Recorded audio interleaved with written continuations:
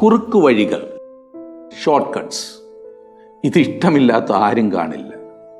ഒരു ദിവസം കൊണ്ട് ചെയ്യേണ്ട കാര്യം ഒരു നിമിഷം കൊണ്ട് ചെയ്യുവാൻ സാധിച്ചാൽ അതല്ലേ എല്ലാവർക്കും ഇഷ്ടം. കമ്പ്യൂട്ടറിൻ്റെയും സ്മാർട്ട് ഫോണിൻ്റെയും ഇൻ്റർനെറ്റിൻ്റെയും ഈ യുഗത്തിൽ കുഞ്ഞുങ്ങളൊക്കെ പഠനം ആരംഭിക്കുന്നത് തന്നെ ഷോർട്ട് കട്ടിലൂടെയാണ്. സോഫ്റ്റ്വെയർ ഉണ്ടാക്കിയിരിക്കുന്നത് തന്നെ കുറുക്ക് വഴി പഠിപ്പിക്കാനാണ്. Copy paste അറിയാത്തവരില്ല.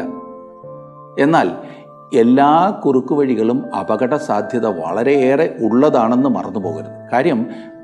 നമ്മൾ കാര്യം പെട്ടെന്ന് സാധിച്ചു എന്ന് വന്നേക്കാം, എന്നാൽ അതിൻ്റെ പ്രത്യാഘാതങ്ങൾ പലതാണ്. ഇന്ന് എല്ലാത്തിനും കുറുക്കു വഴികളാണല്ലോ നമുക്ക് മുൻപിലുള്ളത്. പഠിക്കാതെ, പരീക്ഷ എഴുതാതെ വലിയ വലിയ ബിരുദങ്ങൾ സമ്പാദിക്കുവാനുള്ള കുറുക്കു വഴികൾ, അധ്വാനിക്കാതെ പണം സമ്പാദിക്കുവാനുള്ള കുറുക്കു വഴികൾ, വിളയാത്ത കായ്കൾ മണവും നിറവുമുള്ള പഴമായി വിൽക്കുവാനുള്ള വഴികൾ, ചത്തിട്ട് മാസങ്ങൾ കഴിഞ്ഞ മത്സ്യവും മാംസവും ഇപ്പോൾ ജീവൻ പോയതുപോലെ തോന്നിക്കുവാൻ കഴിയുന്ന മാർഗങ്ങൾ. ഫാസ്റ്റ് ഫുഡിൻ്റെയും ഫേസ്ബുക്കിൻ്റെയും ഈ കാലത്ത് കുറുക്കു വഴികളിൽ പതിയിരിക്കുന്ന അപകടം ആരും ഗവനിക്കുന്നില്ല. ചിന്തിക്കുവാൻ ഒട്ടും സമയവുമില്ല. എല്ലാവരും ചെയ്യുന്നു.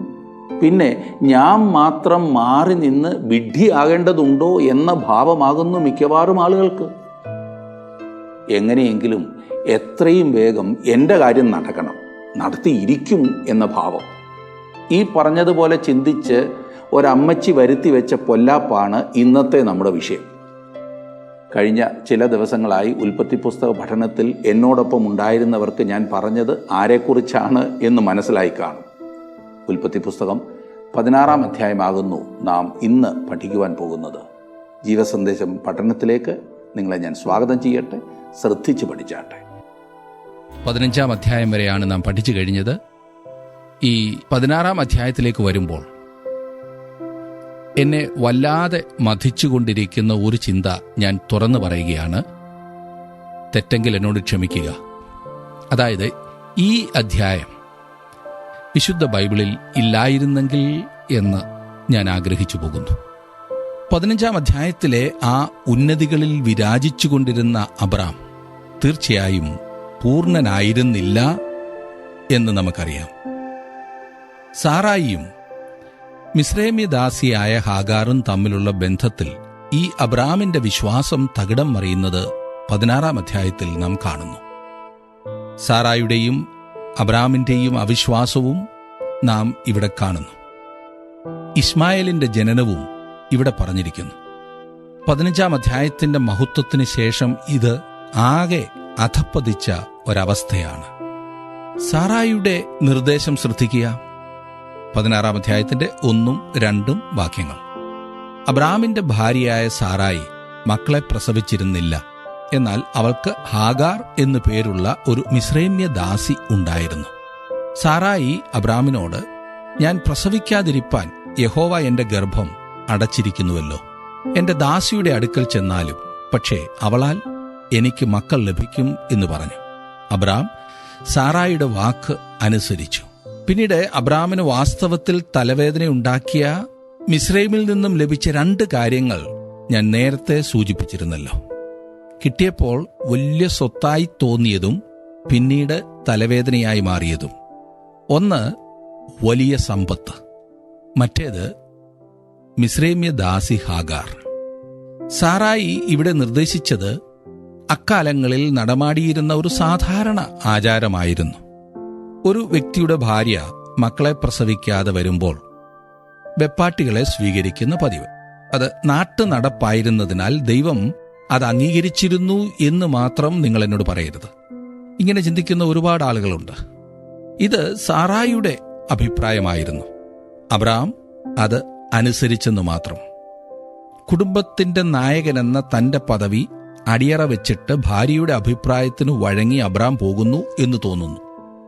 ഭാര്യ പറയുന്നതൊന്നും കേൾക്കരുത് എന്നല്ല ഞാൻ പഠിപ്പിക്കുന്നത്. തീർച്ചയായും കേൾക്കണം. എന്നാൽ ഒരു അന്തിമ തീരുമാനമെടുക്കേണ്ടി വരുമ്പോൾ ദൈവഹിതപ്രകാരം ഉള്ള തീരുമാനം എടുക്കുന്നതാണ് നല്ലത്. സമ്മർദ്ദത്തിന് വഴങ്ങരുത് എന്ന് മാത്രമാണ് ഞാൻ ഉദ്ദേശിച്ചത്.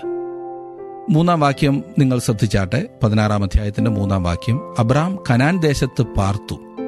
10 സംവത്സരം കഴിഞ്ഞപ്പോൾ അബ്രാമിന്റെ ഭാര്യയായ സാറായി മിസ്രൈമ്യ ദാസിയായ ഹാഗാറിനെ തന്റെ ഭർത്താവായ അബ്രാമിന് ഭാര്യയായി കൊടുത്തു.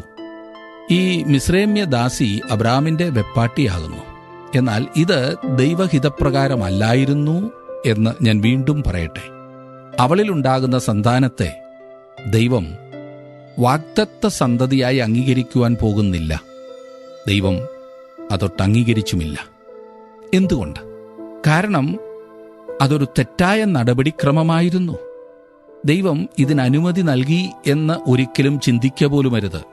ഇതിനെക്കുറിച്ച് നമുക്കൊക്കെ പറയാവുന്നത് ഇതൊരു രേഖ മാത്രം ആണെന്നാണ്. ഇതൊരു ചരിത്ര സത്യമാണല്ലോ. നാട്ടുനടപ്പ് പലപ്പോഴും ശരിയായതാകുന്നു എന്ന് ചിന്തിച്ച് നമ്മുടെയൊക്കെ സഭകളിൽ കടന്നുകൂടിയിട്ടുണ്ട്. അത് വിവാഹം ഒക്കെ നടക്കുന്ന സമയത്ത് പലതും നാട്ടുനടപ്പ് മാത്രമാണ്, ദൈവവചനത്തിനനുസരിച്ചിട്ടുള്ളതല്ല എന്ന് കാണുവാൻ സാധിക്കും. ഇത് തമ്മിൽ തിരിച്ചറിയുവാൻ കഴിയുന്നത് ഒരു ദൈവപൈതലിന്റെ പ്രത്യേക കഴിവാണ്. 4-ാം വാക്യം നോക്കിക്കാട്ട്. അവൻ ഹാഗാറിന്റെ അടുക്കൽ ചെന്നു. അവൾ ഗർഭം ധരിച്ചു. താൻ ഗർഭം ധരിച്ചു എന്ന് അവൾ കണ്ടപ്പോൾ യജമാനത്തി അവളുടെ കണ്ണിന് നിന്ദിതയായി. ഹാഗാർ പറഞ്ഞു, ഞാനാണിപ്പോൾ അബ്രാമിന്റെ കുട്ടിയെ ചുമക്കുന്നത്. ഇത് സ്വാഭാവികമാണല്ലോ. അബ്രാമിന്റെ അനന്തരാവകാശിയെ ചുമക്കുന്ന ഹാഗാർ. ഇനിയും സാറായിക്കൊരു കുട്ടിയുണ്ടാകും എന്നുള്ളതിന് യാതൊരു ഗ്യാരണ്ടിയുമില്ല. അപ്പോൾ ഹാഗാറാണല്ലോ ഇവിടെയെല്ലാം. ഇപ്പോൾ ഇതൊക്കെ പറഞ്ഞാലും സാറായിക്ക് അത് സാധിച്ചില്ലല്ലോ എന്നുള്ളതാണ് അവിടുത്തെ വാദം. അവൾ സാറായിയെ താഴ്ത്തിക്കാണുവാൻ ആരംഭിച്ചു. അത് പല വിധത്തിലാകാമല്ലോ. ഒരു വീട്ടുവഴക്കിൽ ആരംഭിച്ചത് ഇന്ന് എവിടെ ചെന്ന് നിൽക്കുന്നു എന്ന് ചരിത്രം പരിശോധിച്ചാൽ നിങ്ങൾക്കറിയാം. 5-ാം വാക്യം. അപ്പോൾ സാറായി അബ്രാമിനോട്, എനിക്ക് ഭവിച്ച അന്യായത്തിന് നീ ഉത്തരവാദി. ഞാൻ എന്റെ ദാസിയെ നിന്റെ മാർവിടത്തിൽ തന്നു. എന്നാൽ താൻ ഗർഭം ധരിച്ചു എന്ന് അവൾ കണ്ടപ്പോൾ ഞാൻ അവളുടെ കണ്ണിന് നിന്ദിതയായി. യഹോവ എനിക്കും നിനക്കും മധ്യേ ന്യായം വിധിക്കട്ടെ എന്ന് പറഞ്ഞു. ഈ വാക്യം ശ്രദ്ധിക്കുക. ദൈവം ഇത് അംഗീകരിച്ചു എന്ന് ചിന്തിക്കരുത്. ഇത് തെറ്റാണെന്ന് ദൈവം പറയുന്നു. ഇപ്പോൾ ഇതാ താൻ ചെയ്തത് തെറ്റായിപ്പോയി എന്ന് സാറായിയും കാണുന്നു. പക്ഷേ അതിന്റെ കുറ്റവും അബ്രഹാമിന്റെ തലയിൽ കെട്ടിവെക്കുകയാണ്. പാവം അബ്രഹാം. ദൈവം ഇതിന് സമ്മതം മൂളില്ല. മാത്രമല്ല, വാസ്തവത്തിൽ ഇത് അബ്രഹാമിന് ഹൃദയവേദന ഉണ്ടാക്കുന്ന കാര്യമാകുവാൻ പോകുകയാണ്. എന്നാൽ ദൈവത്തിൽ ആശ്രയിക്കേണ്ടതുപോലെ അബ്രാമും സാറായും ആശ്രയിക്കുന്നില്ല എന്നതാണ് ഞാനിവിടെ പറയുവാൻ ആഗ്രഹിക്കുന്നത്. ഈ പറഞ്ഞ സമയമായപ്പോഴേക്കും അബ്രാമിന് 90-നടുത്തും സാറായിക്ക് 80 വയസ്സുണ്ടായിരുന്നു. തങ്ങൾക്കൊരു കുട്ടി ഉണ്ടാകുവാൻ യാതൊരു സാധ്യതയുമില്ലെന്ന ചിന്തയിൽ അവർ എത്തിച്ചേർന്നിരുന്നു. ശരിയാണ്, ന്യായമായി അങ്ങനെ ചിന്തിക്കുവാൻ സാധിക്കും. യുക്തിപരമായി ചിന്തിച്ച് സാറായിക്ക് വേണമെങ്കിൽ പറയാമായിരുന്നു, എനിക്ക് തോന്നുന്നു ദൈവം നമ്മളെക്കുറിച്ച് ഉദ്ദേശിക്കുന്നത് ഇങ്ങനെയാണ്, കാരണം നാട്ടിലെല്ലാവരും അങ്ങനല്ലേ, നാട്ടുനടപ്പ് അങ്ങനെ ആയിരിക്കും. എന്നാൽ ദൈവോദ്ദേശത്തിൽ നിന്നും വ്യത്യസ്തമായ ഒരു പോക്കത്രേ നാം ഇവിടെ കാണുന്നത്. പലർക്കും വളരെ തെറ്റായ ഒരു ചിന്താഗതിയുണ്ട്. അതായത് ബൈബിളിൽ ഒരു കാര്യം രേഖപ്പെടുത്തിയിട്ടുണ്ടെന്ന കാരണത്താൽ അത് ദൈവം അംഗീകരിച്ചതാകുന്നു എന്ന ചിന്ത. തിരുവചനം ദൈവപ്രേരിതമാണെന്ന് പറഞ്ഞാൽ ഇത് കൃത്യമായ രേഖ ആണെന്ന് മാത്രമല്ല, ദൈവം അംഗീകരിച്ചിട്ടില്ലാത്ത അനേകം കാര്യങ്ങളും ഇതിൽ രേഖപ്പെടുത്തിയിട്ടുണ്ട്. ഇതിനകത്തെ ധാർമ്മിക വശമല്ല പ്രധാന പ്രശ്നം. പിന്നെയോ ഈ പറഞ്ഞ സമയത്ത് അബ്രാമും സാറായും ദൈവത്തെ വിശ്വസിച്ചില്ല എന്നതാണ് ഇവിടുത്തെ പ്രധാന പ്രശ്നം. ഞാൻ വീണ്ടും പറയട്ടെ, ഇവിടുത്തെ ധാർമ്മിക വശമല്ല, അതായത് വേറൊരു സ്ത്രീയിലൂടെ ഒരു കുട്ടി ഉണ്ടാകുന്ന ആ പ്രശ്നമല്ല ഇവിടുത്തെ പ്രധാന വിഷയം. പിന്നെയോ ഈ പറഞ്ഞ സമയത്ത് അബ്രാമും സാറായും ദൈവത്തെ വിശ്വസിച്ചില്ല, അതാണ് ഇവിടുത്തെ പ്രശ്നം. അവരുടെ പേരിലുള്ള കുറ്റവും അതാണ്. പലപ്പോഴും ആ ഭാഗം നാം അങ്ങ് വിട്ടുകളയാറുണ്ട്. അല്ലെങ്കിലും പ്രധാനപ്പെട്ട സംഗതിയാണല്ലോ നാം ഒക്കെ തള്ളിക്കളയാറുള്ളത്. 6-ാം വാക്യം നോക്കിക്കാട്ട്. അബ്രാം സാറായിയോട്, നിന്റെ ദാസി നിന്റെ കയ്യിലിരിക്കുന്നു, ഇഷ്ടം പോലെ അവളോട് ചെയ്തു കൊള്ളുക എന്ന് പറഞ്ഞു. സാറായി അവളോട് കാഠിന്യം തുടങ്ങിയപ്പോൾ അവൾ അവളെ വിട്ട് ഓടിപ്പോയി. ഹാഗാർ സ്ഥലം വിടുന്നു. അവൾ ഓടിപ്പോയി. ഇത് അവൾക്കും അവളുടെ ഉള്ളിൽ ഉരുവായ കുട്ടിക്കും മരണം സംഭവിക്കാവുന്ന സാഹചര്യമായിരുന്നു. 7-ാം വാക്യം, അവളെ വിട്ടോടിപ്പോയി. പിന്നെ യഹോവയുടെ ദൂതൻ മരുഭൂമിയിൽ ഒരു നീരുറവിന്റെ അരികെ ശൂര്യന് പോകുന്ന വഴിയിലെ നീരുറവിന്റെ അരികെ വെച്ച് തന്നെ അവളെ കണ്ടു. ഞാൻ പറഞ്ഞല്ലോ, ഹാഗാർ സ്ഥലം വിടുന്നു. ഇവിടെ യഹോവയുടെ ദൂതൻ എന്ന് പറഞ്ഞിരിക്കുന്നത് മനുഷ്യാവതാരത്തിനു മുൻപുള്ള ക്രിസ്തു ആണെന്നത്ര ഞാൻ വിശ്വസിക്കുന്നത്. ഇവിടെ പറഞ്ഞിരിക്കുന്നത് അവന്റെ പ്രത്യേക സ്വഭാവമാണല്ലോ. നഷ്ടപ്പെട്ടതിനെ എപ്പോഴും തിരഞ്ഞു നടക്കുന്നവൻ. വീട്ടിൽ നിന്നും വളരെ ദൂരം ഹാഗാർ യാത്ര ചെയ്തു കഴിഞ്ഞിരുന്നു. 8 മുതൽ 10 വരെയുള്ള വാക്യങ്ങൾ, സാറായുടെ ദാസിയായ ഹാഗാരേ, നീ എവിടെ നിന്നു വരുന്നു, എങ്ങോട്ടു പോകുന്നു എന്ന് ചോദിച്ചു. അതിനവൾ, ഞാൻ എൻ്റെ യജമാനത്തി സാറായെ വിട്ട് ഓടിപ്പോകുന്നു എന്ന് പറഞ്ഞു. യഹോവയുടെ ദൂതൻ അവളോട്, നിന്റെ യജമാനത്തിയുടെ അടുക്കൽ മടങ്ങിച്ചെന്ന് അവൾക്ക് കീഴടങ്ങിയിരിക്ക എന്ന് കൽപ്പിച്ചു. യഹോവയുടെ ദൂതൻ പിന്നെയും അവളോട്, ഞാൻ നിന്റെ സന്തതിയെ ഏറ്റവും വർദ്ധിപ്പിക്കും, അത് എണ്ണിക്കൂടാതെ വണ്ണം പെരുപ്പമുള്ളതായിരിക്കും. ഗലാത്യലേഖനം 4-ാം അധ്യായത്തിൽ വിശുദ്ധ പൗലോസ് ഇതൊരു സാദൃശ്യമായി ഉപയോഗിക്കുന്നുണ്ട്. ന്യായപ്രമാണം നൽകപ്പെട്ടത് സീനായ് മലയിലാണല്ലോ. അങ്ങനെ നൽകപ്പെട്ട സീനായ് മലയായി ഹാഗാറിനെയും അവളുടെ സന്തതികളെയും ചിത്രീകരിച്ചുകൊണ്ട് പൗലോസ് സംസാരിക്കുന്നു. ന്യായപ്രമാണത്തിന്റെ നിയമവശവും ബന്ധനവും എല്ലാം അവിടെ വിശദീകരിക്കുന്നു. തുടർന്ന് സ്വതന്ത്രയാക്കപ്പെട്ട ഒരുവളായി സാറായിയെക്കുറിച്ച് പൗലോസ് സംസാരിക്കുന്നു. ഇവിടെ പറഞ്ഞിരിക്കുന്ന പ്രധാന കാര്യം എന്തെന്നാൽ, സാറായി ആകുന്നു അബ്രാമിന്റെ ഭാര്യ എന്നതത്രേ. ഇതിൽ നിന്നും വ്യത്യസ്തമായ ഒരു നിലപാടാണ് പലരും ഇന്നും ഇഷ്ടപ്പെടുന്നത്. നിയമത്തിന്റെ കീഴിൽ ആയിരിക്കാൻ അവർ ഇഷ്ടപ്പെടുന്നു. എന്നാൽ ഒരു കാര്യം മനസ്സിലാക്കൂ, വിശ്വാസികൾ എന്ന നിലയിൽ, കർത്താവായ യേശുക്രിസ്തുവിൽ വിശ്വസിച്ച് അവനെ അനുഗമിക്കുന്ന വ്യക്തികൾ എന്ന നിലയിൽ നാം ക്രിസ്തുവിനോട് കൂടെ ചേർന്നിരിക്കുകയാണ്, ഒന്നാക്കപ്പെട്ടിരിക്കുകയാണ്, താതാത്മ്യപ്പെട്ടിരിക്കുകയാണ്. നിങ്ങൾക്കും എനിക്കും ആവശ്യമില്ലാത്ത വേറൊന്നാകുന്നു ന്യായപ്രമാണം. അത് ഹാഗാറിനെ പോലെയാകുന്നു. ആ ഒരു കാര്യമത്ര വിശുദ്ധ പൗലോസ് ഗലാത്യ ലേഖനത്തിൽ വിശദീകരിക്കുന്നത്. ഇതൊരു വലിയ വേദനയുടെ വിഷയമാകുവാൻ പോവുകയാണെന്ന് ഞാൻ പറഞ്ഞല്ലോ. സാറായിക്ക് മാത്രമല്ല, പിന്നീട് അബ്രാമിനും ഇത് വലിയ വേദന വരുത്തി വെക്കുന്നതാകും. ഒരു ആൺകുട്ടിക്ക് ജന്മം നൽകുവാൻ ഹാഗാർ ഇതാ മടങ്ങി വരുന്നു. ആ കുട്ടി അബ്രാമിന്റെ കുട്ടിയായിപ്പോയി. 11-12 വാക്യങ്ങളിൽ, നീ ഗർഭിണിയല്ലോ, നീ ഒരു മകനെ പ്രസവിക്കും, യഹോവ നിന്റെ സങ്കടം കേൾക്കൊണ്ട് അവന് ഇസ്മായേൽ എന്ന് പേർ വിളിക്കണം. അവൻ കാട്ടുകഴുതയെപ്പോലെയുള്ള മനുഷ്യനായിരിക്കും. അവന്റെ കൈ എല്ലാവർക്കും വിരോധമായും എല്ലാവരുടെയും കൈ അവന് വിരോധമായും ഇരിക്കും. അവൻ തന്റെ സകല സഹോദരന്മാർക്കും എതിരെ പാർക്കും എന്ന് അരുളി ചെയ്തു. മധ്യപൂർവ പ്രദേശത്തെ 4000 വർഷത്തെ ചരിത്രത്തിന്റെ വെളിച്ചത്തിൽ ഈ വാക്യം നിങ്ങൾ ഒന്ന് ശ്രദ്ധിക്കുമോ? ഇന്ന് അവിടെ എന്താണ് സംഭവിക്കുന്നത്? അവർ അബ്രാമിന്റെ മക്കളാണ്. ഇസ്മായേലിലൂടെ ദൈവത്തിന്റെ വചനം എത്ര വാസ്തവമാണ്. അവർ എല്ലാവർക്കും എതിരാണ്, എല്ലാവരും അവർക്കും എതിരാണ്. 13-14 വാക്യങ്ങൾ, എന്നാറെ അവൾ, എന്നെ കാണുന്നവനെ ഞാൻ ഇവിടെയും കണ്ടുവോ എന്ന് പറഞ്ഞ് തന്നോട് അരുളി ചെയ്ത യഹോവയ്ക്ക്, ദൈവമേ, നീ എന്നെ കാണുന്നു എന്ന് പേർ വിളിച്ചു. അതുകൊണ്ട് ആ കിണറ്റിന് ബേർ ലഹറോയി എന്ന് പേരായി. അത് കാദേശിനും ബെരേദിനും മധ്യേ ഇരിക്കുന്നു. ദൈവം ഹാഗാറിനോട് എത്ര കരുണയുള്ളവനാണ്. ഈ പറഞ്ഞത് അവളുടെ പാപമല്ലല്ലോ. അതുകൊണ്ട് ദൈവം വളരെ കൃപയോടെ അവളോട് ഇടപെടുന്നു. തന്നോട് അരുളി ചെയ്ത യഹോവയ്ക്ക്, ദൈവമേ, നീ എന്നെ കാണുന്നു എന്ന് പേർ വിളിച്ചു. ഇത് അവൾക്ക് ഒരു പുതിയ അനുഭവമാകുന്നു. ഇതിനു മുൻപ് അവൾ ഇത് ഗ്രഹിച്ചിരുന്നില്ല. എന്നാറെ അവൾ, എന്നെ കാണുന്നവനെ ഞാൻ ഇവിടെയും കണ്ടുവോ എന്ന് പറഞ്ഞു. ദൈവം അവളെ കണ്ടു എന്ന യാഥാർത്ഥ്യത്താൽ ഹാഗാർ തുള്ളിച്ചാടുകയാണ്. ഇന്ന് അത് കേട്ടാൽ നമുക്ക് വലിയ കാര്യമായി തോന്നുകയില്ലായിരിക്കും. കാരണം ദൈവത്തെക്കുറിച്ച് അതിനേക്കാൾ ഉന്നതമായൊരു കാഴ്ചപ്പാട് നമുക്കുണ്ട്. എന്നാൽ ഹാഗാറിന്റെ അവസ്ഥയിലായിരുന്നു നിങ്ങളെങ്കിൽ എങ്ങനെ ചിന്തിച്ചേനേയും? പരിമിതികൾ മാത്രമുള്ള മനുഷ്യരായ നമുക്ക് വലിയവനായ ദൈവത്തെ എന്ത് മനസ്സിലാക്കാനാണ്? എന്റെ എല്ലാ സാഹചര്യങ്ങളിലും എന്നോട് കൂടെയിരിക്കുന്ന ഒരു ദൈവമുണ്ടെന്നുള്ള ബോധം എത്ര വലിയ അനുഗ്രഹമാണെന്നറിയാമോ? ഹാഗാറിനെ തേടിച്ചെല്ലുന്ന സ്നേഹവാനായ ദൈവം. 16-ാം അധ്യായത്തിന്റെ ഒടുവിലത്തെ 2 വാക്യങ്ങൾ കൂടി. പിന്നെ ഹാഗാർ അബ്രാമിനൊരു മകനെ പ്രസവിച്ചു. ഹാഗാർ പ്രസവിച്ച തന്റെ മകൻ അബ്രാം ഇസ്മായേൽ എന്ന് പേരിട്ടു. ഹാഗാർ അബ്രാമിന് ഇസ്മായേലിനെ പ്രസവിച്ചപ്പോൾ അബ്രാമിന് 86 വയസ്സായിരുന്നു. ഇസ്മായേൽ അബ്രാമിന്റെ മകനായിരുന്നു എന്നോർക്കുക.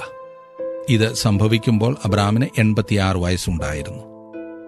ഈ അധ്യായം അവസാനിക്കുന്നതിന് മുൻപ് ദൈവം അബ്രാമിന് പ്രത്യക്ഷനായ 7 അവസരങ്ങളെക്കുറിച്ച് ഒന്ന് ചിന്തിക്കുന്നത് നല്ലതായിരിക്കുമെന്ന് തോന്നുന്നു. അതിൽ 5 നാം ഇതിനോടകം കണ്ടു കഴിഞ്ഞു. അബ്രാമിന്റെ ജീവിതത്തിൽ ഏതാനും പരാജയങ്ങൾ ഉണ്ടായിരുന്നു. അതേസമയം തന്നെ തന്റെ ജീവിതത്തിൽ വളരെയേറെ വിജയങ്ങളും ഉണ്ടായിരുന്നു. പലപ്പോഴും തിരുവചനത്തിൽ രേഖപ്പെടുത്തിയിരിക്കുന്ന അബ്രാമിനെ പോലെയുള്ള ആളുകളെ നമുക്കാർക്കും എത്തിച്ചേരാൻ സാധിക്കാത്ത ആ ഉയരത്തിൽ നിൽക്കുന്നവരായിട്ടാണ് ചിന്തിക്കാറുള്ളത്. എന്നാൽ അവരും നമ്മെപ്പോലെ തന്നെ സമസ്വഭാവമുള്ളവരായിരുന്നു. തന്റെ ജീവിതത്തിൽ വളരെയേറെ പരാജയങ്ങൾ ഉണ്ടായിരുന്നു. എന്നാൽ അതിൻ്റെ മധ്യത്തിലും വിജയങ്ങൾ, അതെ, ദൈവത്തെ മുറുകെ പിടിക്കുന്ന അനുഭവങ്ങൾ അബ്രഹാമിനുണ്ടായി. വാസ്തവത്തിൽ ദൈവം അവന് നൽകിയ 7 പരീക്ഷകളായിരുന്നു നാം കാണുന്നത്. ഒന്നാമതായി, കൽദയരുടെ ഊരിൽ നിന്നും ദൈവം അബ്രാമിനെ വിളിച്ചിറക്കി. അതെ, അബ്രാമിന്റെ ഭവനത്തിൽ നിന്നും. ആ വിളിയോട് അബ്രാം ഭാഗികമായി അന്ന് പ്രതികരിച്ചു. അവന്റെ വിശ്വാസം ബലഹീനവും അപൂർണവുമായിരുന്നു. എന്നാലും കുറഞ്ഞത് അവൻ ഇറങ്ങിത്തിരിച്ചല്ലോ. ഒടുവിലായി അബ്രാം കനാൻ ദേശത്ത് എത്തിച്ചേർന്നു. ദൈവം അവനെ അനുഗ്രഹിച്ചു. രണ്ടാമതായി, തുടർന്ന് കനാൻ ദേശത്തൊരു ക്ഷാമമുണ്ടായതായി നാം കാണുന്നു. അബ്രാം കനാനിൽ നിന്നും മിസ്രൈമിലേക്ക് ഓടിപ്പോയി. അത് തെറ്റായിപ്പോയി. അവിടെ അവൻ വലിയ ധനത്തെയും മിസ്രൈമ്യ ദാസിയായ ഹാഗാറിനെയും സമ്പാദിച്ചു. ഇവ രണ്ടും അവന് പ്രശ്നമാകുകയും ചെയ്തു. 3, അബ്രാമിന് സമ്പത്ത് നൽകി. അതൊരു യഥാർത്ഥ പരീക്ഷയായിരുന്നു. ഇന്നും അനേകർക്കും ഒരു തടസ്സമായി നിൽക്കുന്നത് സമ്പത്താണ്. എന്തായാലും അബ്രാം ദൈവത്തെ മറന്നില്ല. അവൻ തീർച്ചയായും തന്റെ സഹോദരപുത്രനോട് ഔദാര്യമതിയായി തന്നെ പെരുമാറി. സമ്പത്ത് അവനെയും ലോത്തിനെയും തമ്മിൽ വേർതിരിച്ചു. അങ്ങനെ വീണ്ടും ദൈവം അബ്രാമിന് പ്രത്യക്ഷനായി. 4, കിഴക്കേ രാജാക്കന്മാരെ തോൽപ്പിക്കുക മൂലം അബ്രാമിന് അധികാരം ലഭിച്ചു. അതൊരു വാസ്തവമായ പരീക്ഷ തന്നെയായിരുന്നു. അവൻ വിജയശ്രീലാളിതനായി തീർന്നു. മൽക്കിസദേക്ക്, ശാലേം രാജാവായ മൽക്കിസദേക്ക് അബ്രാമിനെ കണ്ടുമുട്ടി. അബ്രാമിനെ തന്റെ പരീക്ഷയിൽ അവൻ ബലപ്പെടുത്തി നിർത്തി. അങ്ങനെ അവൻ യുദ്ധത്തിൽ സമ്പാദിച്ച കൊള്ള നിരസിച്ചു. തുടർന്ന് ദൈവം അബ്രാമിന് പ്രത്യക്ഷനായി അവനെ പ്രോത്സാഹിപ്പിച്ചു. 5, തന്റെ ഭാര്യ സാറായിലൂടെ അബ്രാമിനൊരു മകനെ നൽകുവാൻ ദൈവം വൈകി. അബ്രാമിന്റെ ക്ഷമ നശിച്ചു. സാറായുടെ നിർദ്ദേശപ്രകാരം അബ്രാം പെരുമാറുകയും ദൈവഹിതത്തിൽ നിന്നും വ്യതിചലിക്കുകയും ചെയ്തു. അതിന്റെ ഭവിഷ്യത്ത് ഇന്നും ലോകം അനുഭവിക്കുന്നു എന്ന് നമുക്ക് കാണുവാൻ സാധിക്കുന്നു. അബ്രാമിന്റെ ഒടുവിലത്തെ 2 പരീക്ഷകൾ നടന്നത് 18 അധ്യായത്തിലെ സോദോം ഗോമോറ നശിപ്പിക്കുമ്പോഴത്തെ സംഭവവും 22 അധ്യായത്തിൽ തന്റെ മകൻ ഇസഹാക്കിനെ യാഗം കഴിക്കണം എന്ന് ദൈവം അവനോട് ആവശ്യപ്പെടുന്ന സമയത്തേതുമാണ്. അത് നാം ഇനിയും കാണുവാനിരിക്കുന്നതേയുള്ളൂ. എന്നാൽ ഇവിടെ ഇതാ ഒരു മനുഷ്യൻ. നമുക്ക് നല്ലൊരു പാഠമായി അബ്രാമിന്റെ ജീവിതം എടുക്കാവുന്നതാണ്. വീഴ്ചകൾ വരുമ്പോഴും പരീക്ഷകൾ വരുമ്പോഴും അവൻ തിരികെ വന്ന് ദൈവത്തിൽ ആശ്രയിക്കുന്നു. ദൈവത്തെ കൂടുതലായി മുറുകെ പിടിക്കുന്ന ഒരു മനുഷ്യൻ. എന്നെ ശ്രദ്ധിക്കുന്ന പ്രിയ സഹോദര, പ്രിയ സഹോദരി, താങ്കളുടെ ജീവിതത്തിൽ പരീക്ഷകളെ നേരിടേണ്ടി വരുമ്പോൾ ചിലപ്പോൾ പരാജയപ്പെട്ടു എന്ന് വന്നേക്കാം. എന്നാൽ ആ പരാജയത്തിൽ തന്നെ തുടരുകയാണോ, അതോ മടങ്ങി വന്ന് ദൈവത്തെ മുറുകെ പിടിക്കുവാൻ താങ്കൾ തയ്യാറാകുകയാണോ ചെയ്യുന്നത്? പരാജയങ്ങൾ സ്ഥിരമല്ല എന്ന കാര്യം മറക്കരുത്. പരാജയങ്ങളെ വിജയത്തിന്റെ ചവിട്ടുപടികളായി കണ്ട് മുന്നേറുന്നതാണ് ഒരു ദൈവവേദലിന്റെ ജീവിതത്തിന്റെ വിജയം. ഇന്ന് ഈ പാഠം അബ്രഹാമിന്റെ ജീവിതത്തിലൂടെ നാം പഠിച്ചതുമൂലം നമ്മുടെ ജീവിതത്തെ സ്വയപരിശോധന ചെയ്യുവാനും വിജയത്തിന്റെ പടികൾ കയറുന്നതിനായി സമർപ്പണത്തോടെ നമുക്ക് മുൻപോട്ട് വരാം. ഇന്നത്തെ പഠനത്തിൽ ഞങ്ങളോടൊപ്പം സഹകരിച്ച എല്ലാവർക്കും പ്രത്യേകം നന്ദി. നമുക്ക് പ്രാർത്ഥനയോടെ ഈ പഠനം ഇന്ന് അവസാനിപ്പിക്കാം. തലകൾ വണക്കാം, പ്രാർത്ഥിക്കാം. കർത്താവെ, അവിടുന്ന് ഞങ്ങൾക്ക് തരുന്ന ഏതൊരവസരവും നിന്റെ ദാനമെന്ന് മനസ്സിലാക്കി നിന്റെ ഹിതപ്രകാരം അതിനെ പ്രയോജനപ്പെടുത്തുവാൻ സഹായിക്കണമേ.